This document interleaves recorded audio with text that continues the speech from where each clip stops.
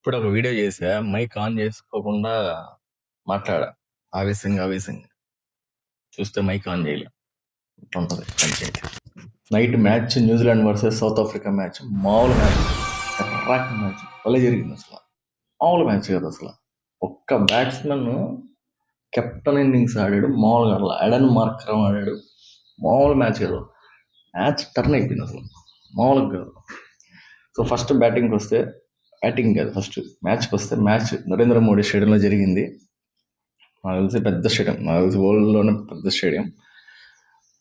Capacity కూడా ఎక్కువ, around 1,50,000 capacity ఉంది మీకు ఆడియన్స్కి. సో ఆ మ్యాచ్ ఆ స్టేడియంలో జరిగింది. పిచ్ చిన్నది స్టేడియం, నాకు తెలిసి పిచ్ ఇది చిన్న స్టేడియం, మీకు హై స్కోర్ వస్తుంది, హై స్కోరింగ్ పిచ్ ఇది. బ్యాటింగ్కి చాలా అనుకూలంగా ఉండే pitch. So first New Zealand versus South ఆఫ్రికాకి వస్తే, ఫస్ట్ బ్యాటింగ్ న్యూజిలాండ్ చేసింది. ఫస్ట్ బ్యాటింగ్కి వస్తే సీఫర్ట్, ఫిన్ ఆలన్ ఓపెనర్స్ దిగారు. సీఫర్ట్ త్వరగా అవుట్ అయిపోయాడు. Finn Allen around 10 to 15 runs కొట్టాడు. నెక్స్ట్ వెంటనే వికెట్స్ పడ్డాయి. తర్వాత వచ్చి మనోడు ఎవరు, రచల్ రవీంద్ర వచ్చాడు. కొంచెం బాగా ఆడాడు, 4 కొట్టాడు, బాగా ఆడాడు. లెఫ్ట్ హ్యాండర్ బ్యాటర్, ఆల్రౌండర్, బాగా ఆడతాడు. కానీ మనోడు కూడా అవుట్ అయిపోయాడు. నెక్స్ట్ గ్లెన్ ఫిలిప్స్ వచ్చాడు. గ్లెన్ ఫిలిప్స్ కూడా ఆల్రౌండరే, చాలా బాగా ఆడతాడు. అదే త్వరగా అవుట్ అయిపోయాడు. 1 run తీసినట్టాడు, త్వరగా అవుట్ అయిపోయాడు. ఉంటే కొంచెం స్కోర్ ఎక్కువ వచ్చేది. 175, 177 వచ్చింది స్కోరు. 7 వికెట్స్ పడ్డాయి. గ్లెన్ ఫిలిప్స్ కానీ ఉండి కానీ ఆడుంటే ఇంకా స్కోర్ ఎక్కువ వచ్చేది. 200+ ఎక్స్పెక్ట్ చేసి ఉండొచ్చు ఆ పిచ్ మీద. న్యూజిలాండ్ వాళ్ళు చాలా బాగా ఆడతారు బ్యాటింగ్. సో నెక్స్ట్ ఎవరు ఆడారు, కెప్టెన్ మన శాంటన్ కూడా పెద్దగా ఆడింది లేదు. నెక్స్ట్ డేరీ మిచ్చల్ ఆడాడు, లాస్ట్లో పుష్ బాగా ఇచ్చాడు. నెక్స్ట్ డేరీ మిచ్చల్ తర్వాత మన జిమ్మీ నీషం కూడా బ్యాటింగ్ బాగా ఆడతాడు, ఆల్రౌండర్, బౌలింగ్ కూడా బాగా వేస్తాడు. సో ఒక పాయింట్ దాకా నీకు వికెట్స్ త్వరగా పడిపోయి, నేను ఇంకా స్కోరు అంటే ఫస్ట్ కొంచెం బాగానే ఆడా. ఫస్ట్ త్వరగా వికెట్స్ పడ్డా కూడా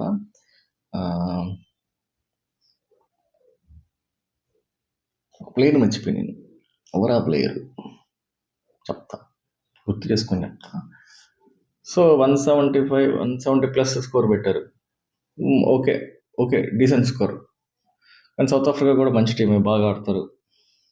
బ్యాటింగ్ పిచ్ కాబట్టి వాళ్ళకి మంచి, వాళ్ళ పిచ్ సేమ్ వాళ్ళ హోమ్ గ్రౌండ్ లాగే ఉంటుంది పిచ్ కూడా, వాళ్ళకి కొంచెం అనుకూలంగా ఉంటుంది. అలా జరిగింది.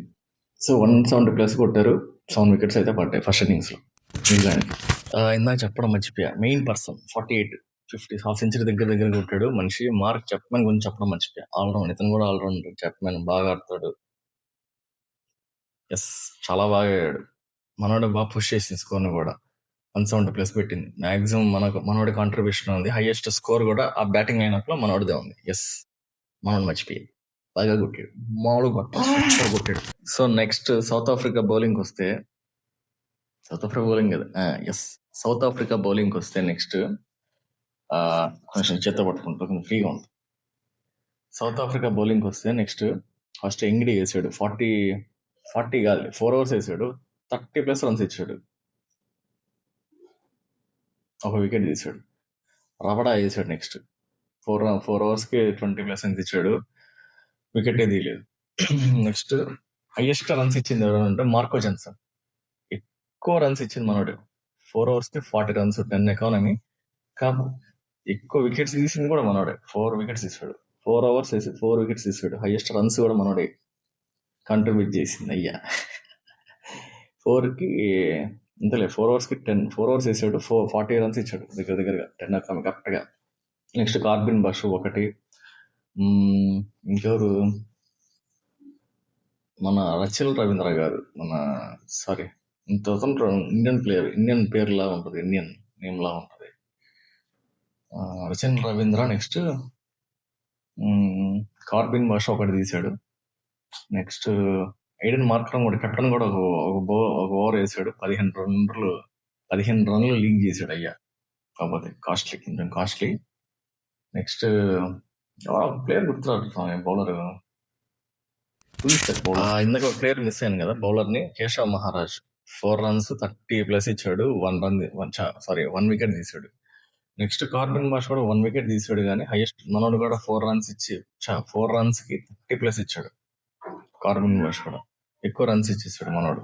Yeah, that's it. Top bowler, best bowler, top wickets మనోడే తీసింది. Marco Jansen top wickets 4 wickets తీసాడు. చాలా బాగా వేసాడు బౌలింగ్. స్కోర్ ని కూడా ఓవరాల్ గా రన్స్ లీక్ చేసినా కూడా 175 డీసెంట్ స్కోర్ కి చేశారు. బౌలింగ్, సౌత్ ఆఫ్రికా బౌలింగ్ వస్తే ఇది. Next south Africa batting. Second innings south Africa batting, ఇది హైలైట్. అసలు కెప్టెన్ ఇన్నింగ్స్ ఆడాడు ఎయిడెన్ మార్కరం, మామూలుగా ఆడలేదు అసలు. What a batting man, what a batting. అసలు నాట్అవుట్ 80+ కొట్టాడు. 84, అరౌండ్ 84 కొట్టాడు. 85, 84 ఎంతో కొట్టాడు. 80+ అయితే కొట్టాడు. మామూలు బ్యాటింగ్ కాదు, not out. Openers Aiden Markram, de Kock ఆడారు. డికాక్ కూడా బాగా 20+ కొట్టాడు. కొత్త అవుట్ అయిపోయాడు. లెఫ్ట్ ఏదో పుష్ చేస్తున్నాడు అనుకుంటా, అంతలే చేస్తే క్యాచ్ పోయింది. తర్వాత ర్యాన్ రికిల్టన్ వచ్చు. ర్యాన్ రికిల్టన్ కూడా 20+ కొట్టాడు. అరౌండ్ అంతలే 20+ కొట్టాడు. త్వరగానే అవుట్ అయిపోయాడు. నెక్స్ట్ ఎవరు వచ్చింది? బ్రెవిస్. ఎస్, బ్రెవిస్ 22 ఇయర్స్, చాలా బాగా ఆడాడు. అసలు మామూలుగా కొట్టట్లా. అసలు చాలా బాగా ఆడుతున్నాడు అసలు మనిషి. పవర్ హిట్టింగ్ ఉంది అసలు. Right hand batting, power hitting. వెళ్ళిపోతాను, స్టేడియంలోకి వెళ్ళిపోతాను బాల్. స్మాల్ బాట్ల తంట వెళ్ళిపోతాను బాల్, వెళ్తాను బాల్. చాలా బాగా ఆడుతున్నాడు బ్యాటింగ్. మనోడు వికెట్ పడింది. నెక్స్ట్ మిల్లర్ వచ్చాడు. ఇంకా మిల్లర్ తెలిసిందే, మిల్లర్ ఎట్లా ఆడతాడు, left hand batting. Next Miller వచ్చాడు. మిల్లర్ చాలా బాగా ఆడాడు. మిల్లర్ గురించి చెప్పాల్సిన అవసరం లేదు, సూపర్ ఆడతాడు బ్యాటింగ్. మిల్లర్ ఎయిడెన్ మార్కరం కాంబోతో మ్యాచ్ ఎండ్ అయింది. 18th వరకే మ్యాచ్ ఫినిష్ అయింది. 18th వరకే మ్యాచ్ ఫినిష్ అయింది. మొత్తం 175+ కొట్టారు స్కోర్. 18th వరకే 2 hours నుంచి మరి కొట్టారు. ఇంకా 2 hours ఇంకా హోల్డ్ లో పెట్టి మరి 18th వరకే కంప్లీట్ చేశారు score. Super match. Night match మాత్రం కిర్రాక్ ఉంది అసలు. భలే మ్యాచ్ అసలు చూస్తుంటే భలే అనిపించింది అసలు ఎస్పెషల్లీ సెకండ్ ఇన్నింగ్స్ చూస్తుంటే సూపర్ ఉంది. ఇంకా ఫస్ట్ మ్యాచ్ కన్నా సెకండ్ ఇన్నింగ్స్ చూస్తుంటే భలే అనిపించింది. అసలు ఏం బ్యాటింగ్ మామ, సూపర్ బ్యాటింగ్. సో అలా సౌత్ ఆఫ్రికా మళ్ళీ విన్ అయింది. లాస్ట్ మ్యాచ్ ఆఫ్ఘనిస్తాన్ అనుకుంటా. 2 సూపర్ ఓవర్లు వచ్చాయి దీనికి. అయినా సూపర్ ఓవర్లు కూడా గెలిచింది సౌత్ ఆఫ్రికా. ఈసారి థర్డ్ మ్యాచ్ నాకు తెలిసి కన్సిక్యూటివ్ గా 3 matches విన్ అయ్యారు ఇన్ రో. న్యూజిలాండ్ ఓడిపోయింది. వెళ్ళిపోతాం, రండ్రా ఫ్రిడ్జ్ వెళ్ళిపోతా ఉంది అసలు. Left hand batting, left hand మళ్ళీ లెఫ్ట్ హ్యాండ్ మర్చిపోయారు.